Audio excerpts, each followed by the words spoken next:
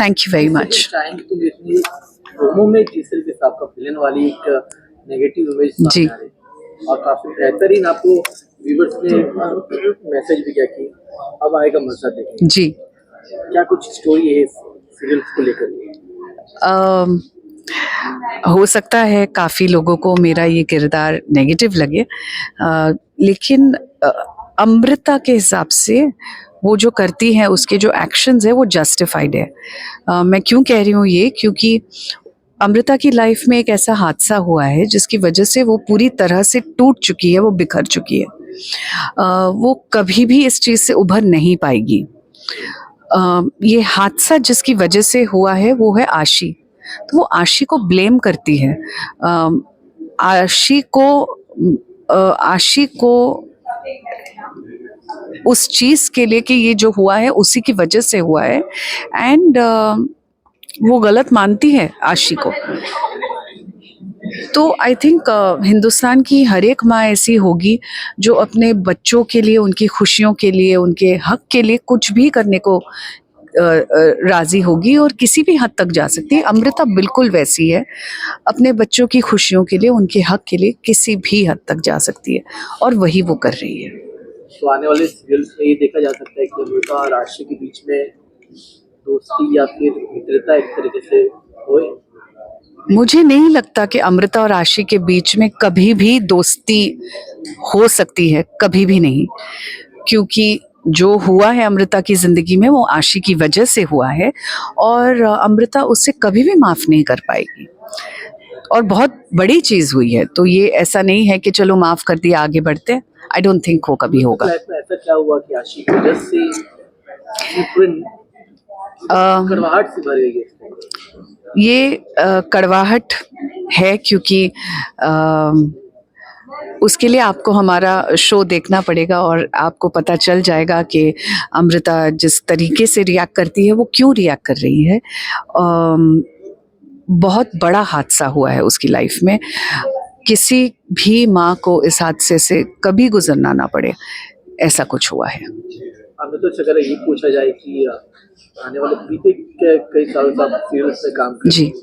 और ये सीरियल बाकी सीरियल कंपेयर में क्या आपको लगता है कि कितने बेहतरीन तौर पर कास्टिंग या फिर स्टोरी राइटिंग हुई है? कॉन्सेप्ट की, स्टोरी की अगर मैं बात कहूँ तो जब मुझे ये सुनाया गया, मुझे बहुत अलग कॉन्सेप्ट लगा। मुझे लगा कि इसमें एक सोशल मैसेज है।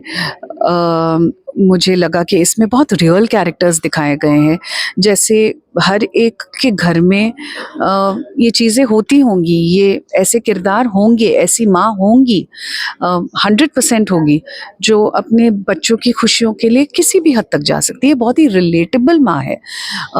जो किरदार है अलग अलग, वो भी बहुत ही रिलेटेबल है। तो हर एक के घर में ऐसे किरदार आपको देखने को मिलेंगे। एंड स्टोरी की जहाँ मैं बात करूँ, जैसा कि मैंने कहा कि एक सोशल मैसेज हम देना चाहते हैं अपने ऑडियंस को, एंड आई होप हम कामयाब रहें उसमें। और बिहाइंड द सीन कोई ऐसा लोकेशन या फिर ऑन लोकेशन कोई मजेदार चीज या फिर कोई आप चारों में से कौन सा कैरेक्टर सबसे फर्स्ट आता है सेट पे और कौन लास्ट टाइम आता है? टाइम को कौन वैल्यू है? नहीं, आई थिंक टाइम की तो हर एक कैरेक्टर वैल्यू रखता ही है। आई थिंक हम सभी एक साथ ही पहुंच जाते हैं, एक के पीछे एक ही होता है। सो आई डोंट थिंक कोई लेट कमर्स हैं हमारे सेट पे, और अगर है तो मैं नाम नहीं दूंगी। नहीं, मजाक कर रही हूँ। आई डोंट थिंक ऐसा कुछ है।